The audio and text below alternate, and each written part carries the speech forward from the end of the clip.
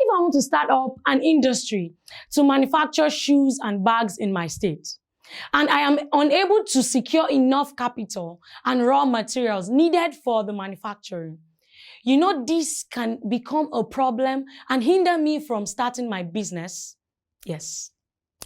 Or if I end up starting and after all the manufacturing has been done and my goods are ready to be sold, but the people in my state prefer to patronize foreign bags and shoes that are being imported, this will limit demands and supply of my goods.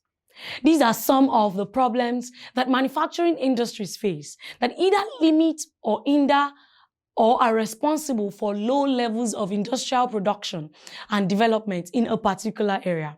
Hence, the factors that are responsible for the problems of manufacturing industries are shortage of raw materials, insufficient capital, high degree of foreign dependency, poor quality of industrial labor, low purchasing power of the populace, inadequate power supply, competition from foreign goods, shortage of entrepreneurs, poor management, political instability, and so on. Trust you had fun learning in this lesson. See you in the next lesson. Bye.